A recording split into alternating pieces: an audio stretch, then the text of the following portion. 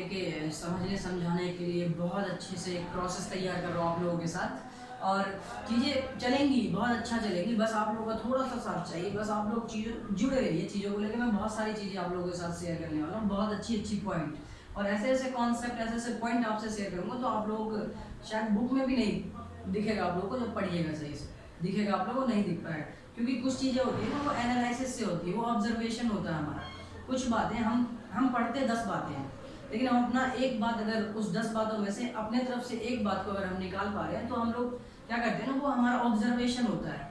वो हमारा ऑब्जर्वेशन होता है कि हम अपने पॉइंट ऑफ व्यू से वर्ड को एक्सप्लेन कर रहे होते हैं, ठीक है। तो ऐसे एक छोटे छोटे कॉन्सेप्ट्स के साथ मैं एक टॉपिक आप लोगों के साथ डिस्कस करूंगा, टेंस। हमने पिछले वीडियो में डिस्कस किया हुआ है कि हमने इंग्लिश ग्रामर के कुछ अच्छे अच्छे ग्रामर के हमने कॉन्सेप्ट देखे, हमने छोटे छोटे वर्ड के एक्सप्लेनेशन देखे, जैसे अल्फ़ाबेट इंग्लिश क्या होता है, अल्फ़ाबेट क्या होता है, सेंटेंस क्या होता है, वर्ड क्या होता है, फ्रेज क्या होता है, ठीक है। और हमने ये देखे कि हमारे पास टाइप्स ऑफ सेंटेंस कितने टाइप्स के होते हैं, सब्जेक्ट, वर्ब, ऑब्जेक्ट, इन सब के बारे में हमने एक ब्रीफ इंट्रोडक्शन तैयार किया था आप लोगों के साथ मिलकर, ठीक है। तो मेरा मेन मोटो यही है इस चीज़ को पढ़ाने का कि टेंस आप लोग बेहतर कहीं कहीं पढ़े होंगे और जानते भी होंगे चीज़ों को, ठीक है। आप लोग जानते होंगे टेंस क्या है। तो मेरा टेंस आप लोग को अपडेट कराने का मतलब इतना है कि जब हम एक्टिव पैसिव करेंगे, जब हम अपना नरेशन डायरेक्ट इनडायरेक्ट को सॉल्व कर रहे होंगे तो हम लोग यहाँ की चीज़ों को इस्तेमाल कर रहे होंगे वहाँ पे, तो हमें वहाँ पे हेल्प मिलेगी इन सब चीज़ों को लेकर। तो इसलिए मैं चाहता हूँ कि मैं अपने पॉइंट ऑफ व्यू से आप लोगों को ट्रांसलेशन से अपडेट कराऊँ। और मैं जब इसे स्टार्ट करा रहा हूँ, जब मैं इसे आप लोगों को पढ़ा रहा हूँ, तो आप लोग एक बात ध्यान रखिएगा कि आप लोगों को छोटे छोटे पॉइंट्स कुछ ऐसे मिलेंगे जो पूरे नॉलेजेबल पॉइंट होंगे, जो बहुत अच्छे पॉइंट्स को क्लियरिटी से आप लोगों को डिफाइन कर पा रहे होंगे, ठीक है। तो हम लोग स्टार्ट करते हैं टेंस। और टेंस के बारे में मैं आप लोगों को पहले एक बात बता दूं कि टेंस एक बस इससे आप लोग इंग्लिश सीखिएगा नहीं, सीख नहीं पाइएगा, ठीक है। मैं आप लोगों को बताता हूँ, हमारा पॉइंट ऑफ व्यू अगर क्लियर होता है तो हम चीज़ों पे मेहनत अच्छे से करते हैं। टारगेट पता हो तो हम तुरंत वहाँ पहुँचने की कोशिश करते हैं। ट्रांसलेशन, इंग्लिश ट्रांसलेशन जो है ना, हमें ये तैयार करके दे देता है कि हम जो हमारे पास स्टेटमेंट आता है, जो हमारे पास इंग्लिश में सेंटेंस फॉर्मेशन होके आता है हमारे पास सेंटेंस बन के, उसे हम समझ पा रहे होते हैं बहुत अच्छे तरीके से। कहीं ना कहीं हम उसे इसकी हेल्प से भी अच्छे से समझ पा रहे होते हैं और समझ लेते हैं जो हमारे पास थ्योरी में चीज़ें लिखी होती है। जैसे आप मैथ की बुक उठा लो, मैथ की बुक में सब जगह मैथमेटिक्स में हमारे पास इंग्लिश में स्टेटमेंट दिया होता है, तो आप लोग उस स्टेटमेंट को समझ पा रहे होंगे इस चीज़ के बिहाफ पे, ठीक है। और अगर समझ पा रहे हैं आप लोग अच्छे से तो आप लोगों का पढ़ने का इंटेंशन, पढ़ने का इच्छा शक्ति जो होता है, डिटर्मिनेशन आप लोगों का स्ट्रॉन्ग हो जाएगा, ठीक है। तो हम लोग बात करते हैं अपने टेंस पॉइंट को लेके। तो आप लोग ध्यान से चीज़ों को समझिए। टेंस क्या है, अगर मैं टेंस की बात करूँ ना तो मैं अपने एक वर्ड इसको दूँ तो ये होता है हमारे पास टाइम ऑफ एक्शन। क्या होता है? टाइम ऑफ एक्शन, एक्शन करने का टाइम, ये बताता है हमें टेंस। क्या बताता है? टेंस। अच्छा, कैसे बताता है कि जैसे मैं अभी आपको पढ़ा रहा हूँ, मैंने आप लोगों को पढ़ाया, मैं आप लोगों को पढ़ाऊंगा, है ना। तो टाइम के हिसाब से डिपेंड कर रहा है। एक हमारा पास्ट में गया, एक हमारे पास प्रेजेंट में आया, जो अभी हम लोगों के साथ तालमेल लगा हुआ, चीज़ों के साथ हम जुड़े हुए हैं, और एक हम जो चीज़ों को लेके आगे बढ़ रहे हैं, चीज़ों को हम आगे पढ़ेंगे, ठीक है। तो दो वर्ड है हमारे पास यहाँ पे, टाइम और एक्शन। तो पहले हम इसके बारे में देख लेते हैं कि टाइम और एक्शन क्या है। एक्शन, जहाँ तक मैंने अपनी पिछली वीडियो में कहीं ना कहीं इसको लेके बात की है, एक्शन हमारा कहीं ना कहीं वर्ब, वर्ब क्या होता है? वर्ब। ध्यान रखिएगा कि हमारे पास क्या होता है, इसको वर्ब बोलते हैं ना। वर्ब के बारे में अगर मैं बात करता हूँ तो हमारे पास काउंटिंग में कितने होते हैं? 5 होते हैं। गिनती में कितने होते हैं? 5 होते हैं। मैं आप लोगों को थोड़ा सा रूबरू कराता हूँ चीज़ों को लेकर। वर्ब की फर्स्ट फॉर्म, ठीक है, जिसे हम रूट फॉर्म भी कहते हैं, जिसे हम बेस फॉर्म के भी नाम से कहीं ना कहीं इंट्रोड्यूस करते हैं, ठीक है। और यहाँ पे वर्ब की सेकंड फॉर्म, वर्ब की थर्ड फॉर्म और वर्ब की वर्ब की फिफ्थ फॉर्म, मैं भी सिर्फ गिनती में लिख रहा हूँ, वर्ब की फिफ्थ और वर्ब की एस या ई एस फॉर्म है ना, वर्ब के साथ एस या ई एस लग के भी एक फॉर्म तैयार होता है जिसे हम वर्ब की फिफ्थ फॉर्म भी कह पाते हैं। ठीक है, मैं आप लोगों को बताता हूँ कि ये तो हमारे पास, ये तीन तो हमारे पास जेन्युइन तरीके से बुक में दिया होता है, और फोर्थ और फिफ्थ जो है ना, फोर्थ और फिफ्थ फॉर्म में आई एन जी अगर मैं जोड़ देता हूँ तो हमारे पास वही बन जाता है क्या, वर्ब की फोर्थ फॉर्म।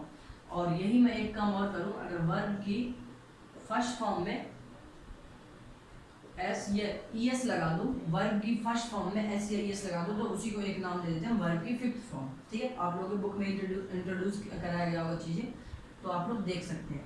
तो कहीं ना कहीं एक्शन का मतलब तो हमारा कहीं ना कहीं इस चीज़ का रिप्रेजेंटेशन होता है। मतलब ये समझ में आया कि टेंस बगैर एक्शन के, बगैर वर्ब के अधूरा है। ठीक है, अब हम बात करते हैं टाइम। टाइम हमारे पास, हम पढ़ रहे हैं, हम पढ़ चुके हैं, है ना, हम पढ़ रहे हैं, हमने पढ़ा, हम पढ़ेंगे। ठीक है, तो ये हमारे पास कहीं ना कहीं टाइम को रिप्रेजेंट करता है, तो इसी को हम लेके आते हैं यहाँ पे, और यही चीज़ें हम देखते हैं कि यही हमारा टेंस बन के आता है यहाँ पे। तो इससे हम टेंस के जो टाइप्स होते हैं, कितने, तीन फॉर्म होते हैं टेंस के, उन्हीं को हम पढ़ते हैं। तीन तरीके से हम टेंस को समझ पा रहे होते हैं। क्या होता है तीन टेंस? पहले मैं बात करता हूँ पास्ट, पास्ट नहीं तो मैं प्रेजेंट लिखूंगा। पहला क्या होता है, प्रेजेंट टेंस। ठीक है, और दूसरा मैं अगर बात करता हूँ, मैंने प्रेजेंट इसलिए लिखा है क्योंकि पहले हम पढ़ेंगे प्रेजेंट, लेकिन पहले होता पास्ट है। आप लोग समझ रहे हो कि हम पीछे से आए तो पीछे तो पास्ट है हमारा, ये हमारा प्रेजेंट है, और उसके बाद हमारा क्या होता है, फ्यूचर होता है। ठीक है, तो जो हमने पास्ट में किया और अभी जो एक्सपीरियंस कर रहे हैं पास्ट को लेकर, यही हमारा फ्यूचर डिसाइड करता है। ठीक है, तो इसलिए मैंने प्रेजेंट पहले लिख दिया क्योंकि हम पढ़ेंगे पहले प्रेजेंट को लेके, हमें सिर्फ अभी ट्रांसलेशन फॉर्मेशन की बातें देखनी है। ठीक है, उसके बाद हम लोग लिख पाते हैं कहीं ना कहीं पास्ट टेंस। ठीक है, इसको मैं हिंदी में कह देते हैं भूतकाल। क्या कहते हैं, भूतकाल। इसको हम लोग कहते हैं वर्तमान काल, और इस टेंस को कहते हैं हम काल। क्या कहते हैं, काल, है ना, बहुत डरावना नाम। आइए उसके बाद मैं बात करता हूँ यहाँ पे इसके तीसरे टाइप के। तो आप लोग बेहतर जानते हैं क्या होता है फ्यूचर, जो आप लोगों का बनेगा, मतलब हम लोगों का बनेगा, है ना, अभी हम लोग बहुत पढ़ेंगे, टेंशन नहीं। ठीक है, इसको एक नाम से जानते हैं हम लोग भविष्य। किसके नाम से जानते हैं, भविष्य काल, है ना, भविष्य का आने वाला काल, काल। ठीक है, वर्तमान, भूत और भविष्य, ये तीन हमें पढ़ने होते हैं टेंस को कंप्लीट करने के लिए। ठीक है, ये दिख तो तीन रहे हैं, लेकिन ये तीन पढ़ने से नहीं हुआ, इस तीन के अंदर चार है, फिर चार के अंदर चार है। यही बड़ी प्रॉब्लम हो जाती है बच्चों के साथ, बेचारे जाते जाते दम तोड़ने लगते। ये तीन दिख तो रहे, तीन के हर एक के अंदर चार है, और चार के हर एक के अंदर फिर चार है। ठीक है, मैं चार क्या, मैं बोलूँ तो पाँच है, मैं दिखाऊंगा आप लोगों को चीज़ें क्या है। तो अब हम स्टार्ट करते हैं कि हमें चार पढ़ने कौन कौन से। सबसे पहला जो था हमारे पास, इन तीनों के साथ जो हमें पढ़ना है, पहले हमें इंडेफिनिट टेंस, है ना, इंडेफिनिट के साथ इसे हम सिंपल भी कहते हैं, सिंपल, जैसे simple present, simple past, simple future, है ना। इसे indefinite, present indefinite, past indefinite और फ्यूचर इंडेफिनिट, तीनों का ये पढ़ना होता है। ठीक है, फिर तीनों का हमें पढ़ना होगा कॉन्टिन्यूस, कॉन्टिन्यूस टेंस, है ना, प्रेजेंट कॉन्टिन्यूस, पास्ट कॉन्टिन्यूस और फ्यूचर कॉन्टिन्यूस। ठीक है, मैं जब टॉपिक उठाऊंगा तो मैं लिखता रहूँगा वहाँ पर, यहाँ पे मैं आप लोगों को बताता हूँ हमें चार कौन से देखने। उसके बाद हम बात करते हैं कि उसके बाद हमारे पास पढ़ने को होता है परफेक्ट। क्या होता है, परफेक्ट टेंस। कौन सा परफेक्ट टेंस, पहले हम प्रेजेंट परफेक्ट टेंस पढ़ेंगे, फिर पास्ट परफेक्ट पढ़ेंगे, उसके बाद हम फ्यूचर परफेक्ट पढ़ेंगे। ठीक है, उसके बाद हम बात करते हैं चीज़ों को लेके, तो हमारे पास परफेक्ट कॉन्टिन्यूस,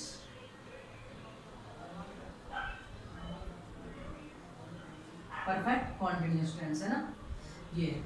और मैं जिस पॉइंट ऑफ व्यू से आप लोगों को पढ़ाने की यहाँ कोशिश कर रहा हूँ, आप लोग एक बात ध्यान रखिएगा कि आप लोग अगर किसी कंपटीशन की तैयारी करने के लिए सोच रहे हैं तो आप लोगों का वहाँ पे भी ये बहुत यूज़फुल होने वाला है, बहुत यूज़फुल होने वाला है। अगर आप लोग सोच रहे हैं कि मैं किसी कंपटीशन की तैयारी करूँगा, जैसे रेलवे हो गया आपका, ऐसा, और एसएससी तो वो भी है, ठीक है, वो आप लोग अभी जानेंगे चीज़ें, ठीक है। तो उसमें भी आप लोगों का ये आरआरबी में ये सब काम आने वाला, आप लोगों को बहुत डिफेंस में बहुत काम आने वाला है। डिफेंस का जो होता है हमारे पास वो तो 10th लेवल एनडीए, आपका एनडीए में भी आती है चीज़ें को लेकर, ठीक है। ये सारे हमारे पास कहीं ना कहीं चीज़ें दिखेंगी, ठीक है। तो इस लेवल से मैं आप लोगों को कहीं ना कहीं एक बेसिक पॉइंट ऑफ व्यू तैयार करके यहाँ से आप लोगों को मिलेगा, और एडवांस भी मैं जोड़ूंगा, लेकिन पहले बेसिक के बाद, ठीक है। परफेक्ट कॉन्टिन्यूस, कोई दिक्कत नहीं यहाँ पे। अब हम बात करते हैं हमें पढ़ना क्या। पहले हम पढ़ेंगे ये हमारे पास पहला, दूसरा, तीसरा और ये चौथा, तो सबके हमें 4-4 पढ़ने हैं, 4 इसके, 4 इसके और 4 इसके, तो हमें कितने पढ़ने टोटल 12। तो मैं एक एक करके स्टार्ट करता हूँ, आप लोगों के साथ जुड़ता हूँ चीज़ों को लेके, और बहुत बेहतर तरीके से हम चीज़ों को लेके चलने वाले हैं, ठीक है। इसे मैं रफ कर देता हूँ।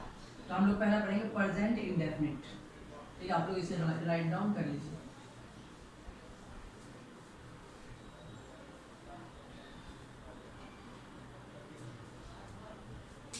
तो सबसे पहला हमारे पास जो होगा प्रेजेंट, है ना।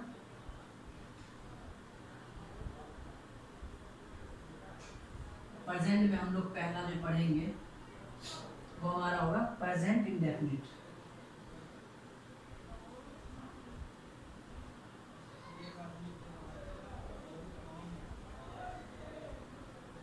प्रेजेंट इंडेफिनिट, ये नाम जो है हमारे पास, सबसे पहले तो ये जानना जरूरी होगा कि प्रेजेंट इंडेफिनिट सेंटेंस तो बहुत सारे हमारे पास हिंदी लैंग्वेज में, हम दिन भर में जितनी सारी बातें बोलते हैं उसी में सारा टेंस होता है। जितनी सारी बातें हम लोग बोलते हैं उसी में सारा टेंस होता है, और बहुत सारे सेंटेंस बोलते हैं। अब बहुत सारे सेंटेंस में आइडेंटिफाई कैसे करें कि कौन सा सेंटेंस कौन से टेंस में बिलोंग करता है, ये थोड़ा सा मुश्किल काम है, उसे हम अभी आसान कर लेंगे। तो हम प्रेजेंट इंडेफिनिट, एक सेपरेट टॉपिक हम यहाँ पर है प्रेजेंट इंडेफिनिट। तो बहुत सारे सेंटेंस में कौन सा ऐसा सेंटेंस है जो प्रेजेंट इंडेफिनिट को रिप्रेजेंट करता है। तो सबसे पहले हम पहचान कर लेते हैं, इसकी आइडेंटिफाई कर लेते हैं कि आइडेंटिफिकेशन क्या है। आप लोग भी बेहतर इस बात को जान रहे होंगे, कहीं कहीं मैं लिखना शुरू करता हूँ और आप लोग मेरे साथ भी बोलते रहिएगा और चीज़ों को समझते रहिएगा, ठीक है। बहुत मजा आएगा। प्रेजेंट इंडेफिनिट, तो मैं लिखता हूँ यहाँ पे कि जिस, देखते रहिएगा आप लोग भी, मैं कभी फ्लो में ज़्यादा भी लिख देता हूँ। जिस वाक्य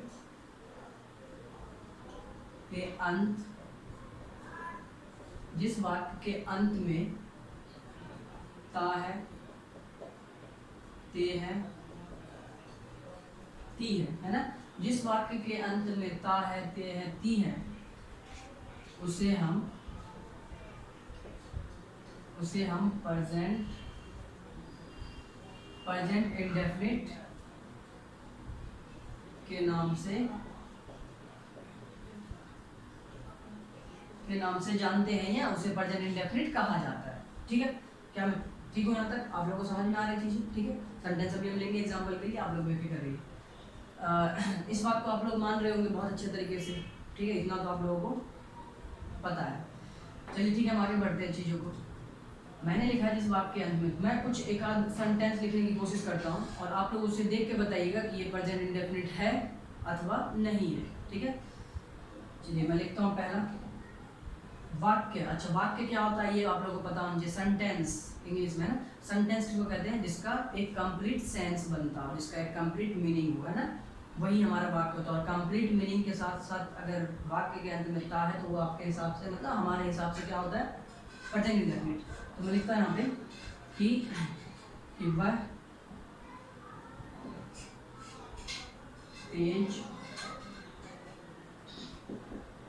तेज पत्ता है, वह तेज पत्ता है। अजीब सेंटेंस लगा ना। अच्छा दूसरा लिखता हूँ, चलो ठीक, दूसरा देखो, वह लता है, ये भी थोड़ा अजीब लगा। अच्छा थोड़ा सा इसके बारे में जान लेते हैं, चीज़ें क्या है। वह तेज पत्ता है, अकॉर्डिंग टू दिस स्टेटमेंट, इसके अकॉर्डिंग मैं एक बात बोल सकता हूँ कि ये जिस वाक्य, अच्छा ये एक वाक्य है क्या, वाक्य मतलब कि कंप्लीट सेंस आ रहा है ना, कंप्लीट सेंस। तेज पत्ता आप लोग जानते होंगे, तेज पत्ता जो खाने बनाने में, खाने पकाने में इस्तेमाल किया जाता है, वह तेज पत्ता है। तो इसके अकॉर्डिंग तो मैं कह पा रहा हूँ कि जिस वाक्य, ठीक है ये एक वाक्य है, कि अंत में क्या, अंत में एट लास्ट ता है, ता है, ते है, ती है, ता है, बिल्कुल है। तो वो क्या होता है, प्रेजेंट इंडेफिनिट। ठीक है, यहाँ पे भी जिस वाक्य, ये वाक्य वह लता है, कंप्लीट सेंस है, किसी का नाम हो सकता है। ठीक, तो मैं आप लोगों को वो दिखाना चाह रहा हूँ जो आप लोग नहीं देखे हैं अभी तक, और मैं उम्मीद करता हूँ बहुतों ने नहीं देखा होगा, मैं वो दिखाता हूँ आप लोगों को। इसमें भी ता है, ठीक है, प्रेजेंट इंडेफिनिट होना चाहिए, लेकिन ये प्रेजेंट इंडेफिनिट है क्या, आप अपने आप से पूछिए, नहीं है। तो कहाँ ऐसी गलती होगी, हमने कहाँ पे ऐसी चीज़ों को गलत कर दिया जहाँ पे हमारे पास जो सेंटेंस दिखे हैं इसको फुलफिल तो कर रहा है, इसको फुलफिल करने के बावजूद भी हमारे पास ये प्रेजेंट इंडेफिनिट का सेंटेंस नहीं है। थोड़ी सी कन्फ्यूजन हुई ना। और एक बात आप लोग ध्यान रखिएगा मेरा एक स्टेटमेंट को, जहाँ कन्फ्यूजन होती है नॉलेज वहीं पे है। जहाँ पे आप लोगों को लगे कि मैं कंफ्यूज हो रहा हूँ, तो आप लोग समझ जाइए कि आप लोगों को सीखने का रास्ता वहाँ पे खुल चुका है, आप लोग खोल चुके हैं सीखने का रास्ता। और ना पढ़ने वाले को कोई कंफ्यूजन ही नहीं होता, सबसे अच्छी बात उनके लिए ये है कि कोई परेशानी नहीं होती उनकी। अगर आप लोगों को कंफ्यूजन हो रहा है तो कहीं ना कहीं आप लोग चीज़ों को सीखने के प्लेटफॉर्म पे खड़े हुए हैं। और मैं आप लोगों को बताता हूँ कि हमने मिस्टेक क्या किया। हमने इस सेंटेंस ये हमने लिखा तो, लेकिन ये अभी बुक में भी कहीं ना कहीं, सारे बुक में, लगभग बहुत सारे बुक में यही चीज़ें इंट्रोड्यूस किया गया, लेकिन अब हम इसको थोड़ा सा चेंज करेंगे। ठीक है, हम थोड़ा सा चेंज ये करने वाले हैं, जिस वाक्य के अंत में नहीं, जिस वाक्य के क्रिया के अंत में ता है, ते है, ती है, उसे हम प्रेजेंट इंडेफिनिट करते हैं। अब मेरी बात कितनी सही है जो मैंने यहाँ पे ऐड किया, हम लोग चेक करते हैं। ये कोई क्रिया है क्या, ये वर्ब, क्रिया किसे कहते हैं, वर्ब। अच्छा ये क्रिया है क्या, नहीं है, ये एक नाउन है। क्या है, एक नाउन है। नाउन हम जानेंगे, name of person place things, name है चितपत्ता, है ना।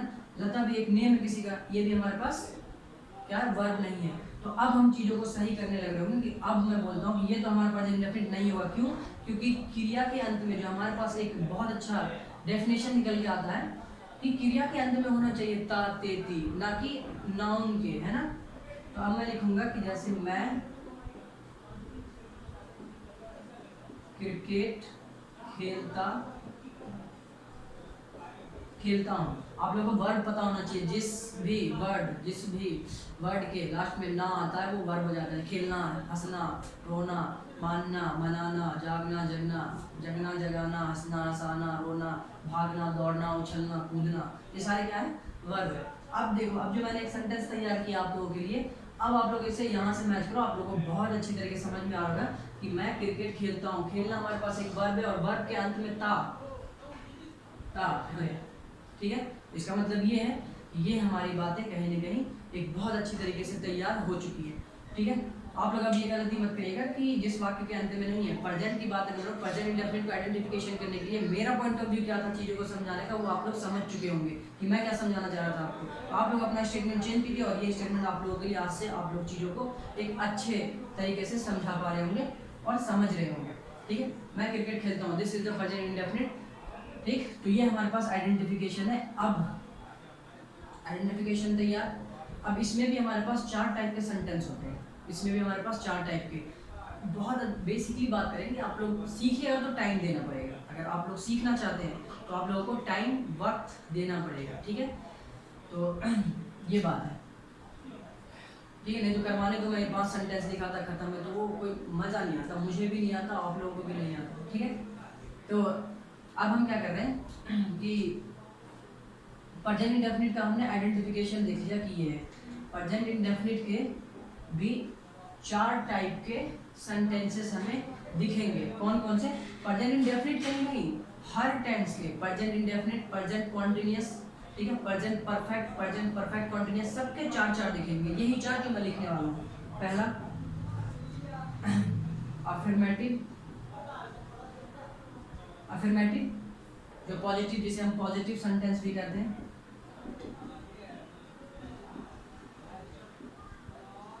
हमने पढ़ा था टाइप ऑफ सेंटेंस में एक असर्टिव और एक, चीज़ों को जाना था हमने वहाँ पे, एक असर्टिव और एक इंटेरोगेटिव। असर्टिव में दो टाइप हमने दिखाए थे, एक अफर्मेटिव या पॉजिटिव, दूसरा क्या था हमारे पास नेगेटिव, दूसरा क्या था हमारे पास नेगेटिव, तीसरा हमने इंटेरोगेटिव में लिखा था एक ओपन एंडेड था हमारे पास और एक क्लोज एंडेड था, है ना। तो हम यहाँ पे लिख देते हैं इंटेरोगेटिव में हम देख लेंगे, इंटेरोगेटिव में हम दो चीजें देख लेंगे, है ना, ओपन एंडेड और क्लोज एंडेड। ठीक है, दोनों टाइप के सेंटेंस हम देखेंगे इसमें। और एक हमारे पास और क्वेश्चन एक और होता है जो दो चीजों को एक ही साथ कंबाइन कर देता है, दो चीजों को एक ही साथ कंबाइन करता है, कौन सा, इंटेरोगेटिव और इंटेरोगेटिव एंड नेगेटिव। क्या होता है, इंटेरोगेटिव और नेगेटिव दोनों चीजें एक ही सेंटेंस में कंबाइन होता है, तो उसको भी हम कैसे सेंटेंस फॉर्मेशन देंगे वो भी हम यहाँ पे सीखेंगे। तो ये चारों बातें सारे सेंटेंस में, सारे आप लोगों को सारे टेंस में मिलेंगे, प्रेजेंट इंडेफिनिट में भी, प्रेजेंट कंटीन्यूअस में भी। तो हम लोग करते रहेंगे चीज़ों को, आप एक बार लिख लीजिए इसको, ठीक है। Present indefinite, present continuous, present perfect और प्रेजेंट परफेक्ट कंटीन्यूअस, चारों में हम लोग ये बातें देखेंगे, ठीक है। कोई रटने वाली बात नहीं है, सिर्फ समझाने के लिए हम लोग यहाँ पे, समझने और समझाने के लिए चीज़ों को। बाकी बुक में आप लोगों के बहुत सारी चीज़ें लिखी हैं, आप लोग पढ़ सकते हो बहुत अच्छे तरीके से, लेकिन जो समझाने और समझने का प्रोसेस है वो आप लोगों को यहाँ पे जुड़े रखेगा, ठीक है, जुड़े रहोगे आप, ठीक। तो हम लोग स्टार्ट करेंगे, पहले अफर्मेटिव के सेंटेंस देखेंगे, उसके बाद नेगेटिव का, उसके बाद इंटेरोगेटिव का, उसके बाद इंटेरोगेटिव एंड नेगेटिव की, ठीक है। तो मैं आपको 5-5 सेंटेंस कराऊंगा सबके, बाकी 10-10 आपको करने हैं, 5-5 तो मैं कराऊंगा, 10 आपको करने, ठीक है। तभी हम लोग का तालमेल बहुत अच्छे तरीके से तैयार हो पाएगा, ठीक है। क्योंकि ताली दोनों हाथ से बजती है, एक हाथ से नहीं बजती है, ठीक है। अगर कोई चीज़ मैं ले रहा हूँ तो जब तक मैं उसको सामने वाले को दूंगा नहीं तो मेरा लेने का कोई फायदा नहीं है, ठीक है। अपने पास रोकना नहीं है, मैंने आप लोगों को दिया, आप लोग लेके मत बैठिएगा, उसे कहीं ना कहीं रिप्रेजेंट कीजिएगा, ठीक है। उसे कॉपी में रिप्रेजेंट कीजिए या किसी के सामने रिप्रेजेंट कीजिए, क्वेश्चन उठाइए, 10 क्वेश्चन उठाइए, 15 उठाइए, 20 उठाइए, उसे सॉल्व कीजिए, जो प्रॉब्लम आता है कमेंट कीजिए और सीखिए, दैट्स इट, ठीक है। तो मैं इसे रफ करता हूँ, तो हम लोग स्टार्ट करते हैं।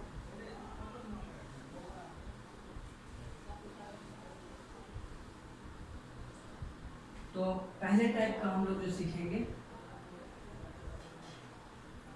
अफर्मेटिव, है ना।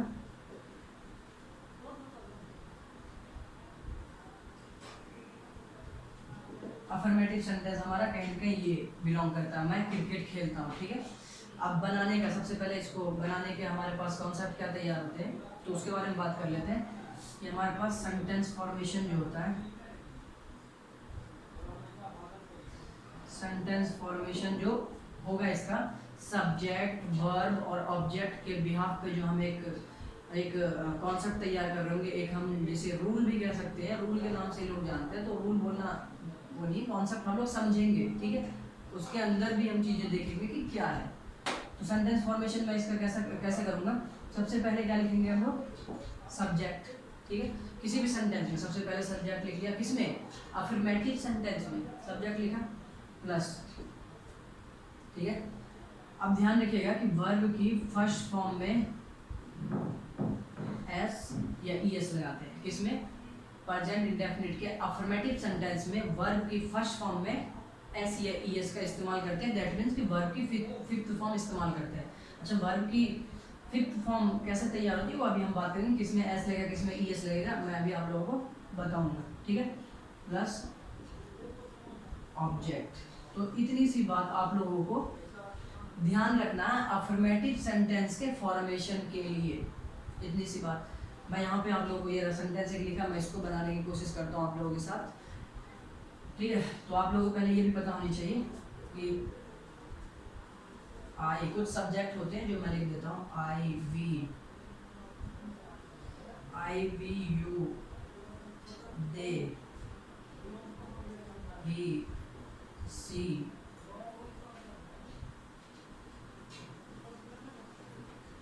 ठीक है। इसके बारे में आप लोग जानते हैं, आई मतलब मैं, छोटी छोटी बातें हैं, जिसको नहीं पता वो जान लेगा, जिसको पता है उसको रिवीजन हो जाएगा, कोई दिक्कत नहीं। वी मतलब होता है हम, है ना। यू मतलब तुम, और यू तुम लोग भी होता है यहाँ पे, हम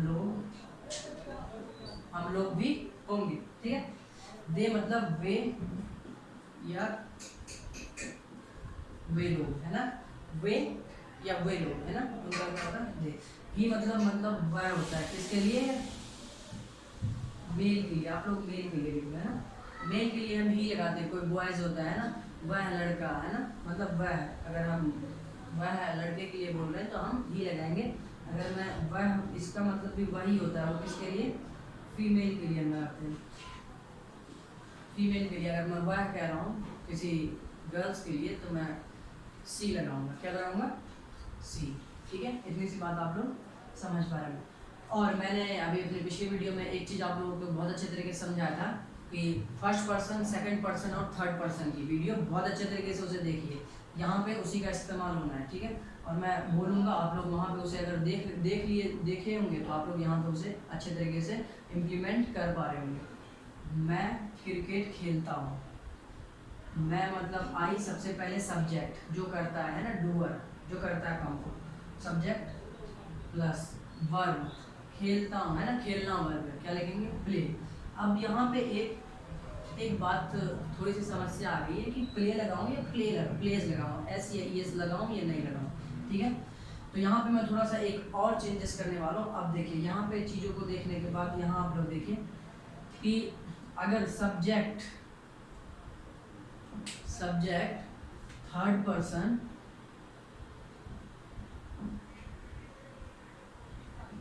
थर्ड पर्सन सिंगुलर हो,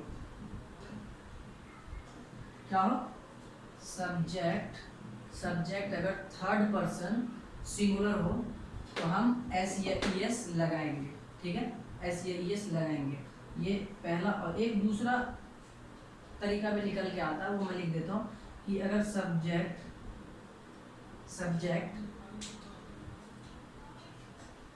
फर्स्ट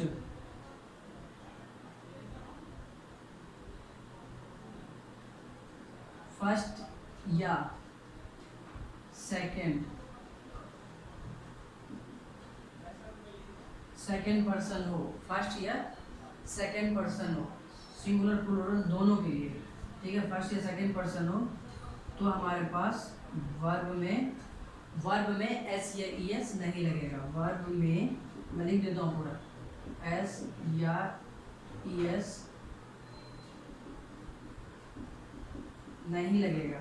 जैसे समझ में आया वैसे लिखो आप लोग, मैंने पूरा लिख दिया। वर्ब में एस या ईएस नहीं लगेगा कब, जब हमें फर्स्ट या सेकंड पर्सन दिखे। और फर्स्ट और सेकंड पर्सन क्या होता है, सिंगुलर और प्लूरल दोनों के लिए, है ना, सिंगुलर और प्लूरल दोनों के लिए, ठीक है। दोनों के लिए अगर हो तो हम वर्ब की फर्स्ट फॉर्म में एस या ईएस नहीं लगाएंगे। अदरवाइज थर्ड पर्सन सिंगुलर हो, ठीक है, क्या लिखा मैंने, सिंगुलर लिखा, लेकिन थर्ड पर्सन प्लूरल के लिए एस या ईएस उसमें भी नहीं लगेगा। एंड थर्ड पर्सन, क्या लिखा, थर्ड पर्सन प्लूरल, ठीक है। ये बात है, फर्स्ट सेकंड पर्सन सिंगुलर और प्लूरल और थर्ड पर्सन प्लूरल, इन सारे सब्जेक्ट के साथ एस या ईएस नहीं लगेगा वर्ब में, ठीक है। उसके बाद प्लस ऑब्जेक्ट, ठीक है। ये बात आप लोग ध्यान रखिएगा, ये मैंने पूरा राइटिंग में लिख दिया ताकि आप लोग समझ पाओ अच्छे से, ठीक है। तो आई, अब मुझे बताओ कि आई क्या है। आई फर्स्ट पर्सन सिंगुलर है, आई फर्स्ट पर्सन सिंगुलर है, तो एस या ईएस लगेगा कि नहीं लगेगा, नहीं लगेगा, ठीक है, नहीं लगेगा। तो आई प्ले क्रिकेट, क्या होगा, आई प्ले क्रिकेट, ठीक है। तो मैं आप लोगों को यहाँ पे भी बता देता हूँ कि किस किस के साथ एस लगेगा, किसके साथ ईएस नहीं लगेगा। आई, वी, यू और दे, ये क्या है, इनके साथ वर्ब में एस या ईएस नहीं लगेगा, ठीक है, वर्ब में एस या ईएस नहीं लगेगा, इनके साथ लगेगा। और इसके साथ हमारे पास इट भी होता है और नाम के साथ भी, ठीक है। सी इट नेम, ये सब थर्ड पर्सन सिंगुलर है ना। इसके साथ लगेगा क्या लगेगा, एस या ES लगेगा, ठीक है। तो ये आप समझ पा रहे होंगे। तो ये चीज़ अगर आप लोगों को ध्यान है तो आप लोग चीज़ों को अच्छे तरीके से कर रहे होंगे, ठीक। तो अब हम कोई 2-3 सेंटेंस ले लेते हैं। आप लोग सेंटेंस खुद से भी उठा के कर सकते हो। ये सारी बातें अगर आप लोगों को पता है तो आप लोग चीज़ों को खुद से कर पाओगे। तो मैं उम्मीद करता हूँ ये बात सबसे पहले आप लोग समझ लें, ठीक है। और आप लोग खुद से इसके 10 क्वेश्चन, इसके 10 सेंटेंस अफर्मेटिव के तैयार कीजिए और उसको खुद से इसके बिहाफ पे सॉल्व करने की कोशिश कीजिए, ठीक है। और उसके बाद हम अपने नेक्स्ट वीडियो में, नेक्स्ट लेक्चर में हम लोग इसके आगे डिसाइड करेंगे नेगेटिव, इंट्रोगेटिव और इंट्रोगेटिव नेगेटिव, उनके सेंटेंस उठाएंगे और 3-3, 4-4 सेंटेंस करेंगे समझने के लिए बहुत अच्छे तरीके से। उसके बाद हम उसे करते हुए चीज़ों को आगे लेके चलेंगे, ठीक है। तब तक के लिए आप लोग जरूर इसको प्रैक्टिस कीजिएगा, इसके क्वेश्चंस क्लियर हो। जो भी डाउट हो आप लोगों को, आप लोग कमेंट बॉक्स में कमेंट कीजिए, ठीक है, बिल्कुल भी नहीं। और कमेंट कीजिए, उसका आंसर आप लोगों को मैं लेक्चर के बीच में ही दे दूँगा, ठीक है। तो आप लोग इसको अच्छे तरीके से समझ लीजिए। बहुत अच्छी अच्छी बातें हम लोग इससे रिलेटेड करने वाले टेंस से, तो आप लोग उसके लिए टेंशन बिल्कुल भी मत लीजिएगा, ठीक है। तो तब तक के लिए मैं आप लोगों से विदा चाहूँगा। फिर मिलते हैं हम लोग नए टॉपिक के साथ और नई चैनल सब्सक्राइब कीजिए और चीज़ों को शेयर कीजिए। जितना आप लोग शेयर कीजिएगा आप लोगों का एक कदम मेरे लिए 10 कदम के बराबर होगा। ध्यान रखिएगा, आप लोग चीज़ों को शेयर कीजिए और ज़्यादा से ज़्यादा स्टूडेंट्स को फ़ायदा इसका मिले। क्योंकि चीज़ें अगर समझने में चीज़ों को अगर हम ला पा रहे हैं, अच्छे से समझ पा रहे हैं, तो कोई दिक्कत नहीं है इसमें, ठीक है। तो न्यू स्टूडेंट सब्सक्राइब कीजिए और शेयर कीजिए ताकि और भी स्टूडेंट्स को इसका फ़ायदा मिल सके, ठीक है। तो हमारी एक बहुत ही ईमानदार मेहनत इसके साथ जुड़ी हुई है। तो आप लोग इसको अच्छे तरीके से यूटिलाइज कीजिए और समझिए और चीज़ों को ऐसा पढ़िए कि सामने वाले को समझा ले, ठीक है। Okay, bye bye, take care.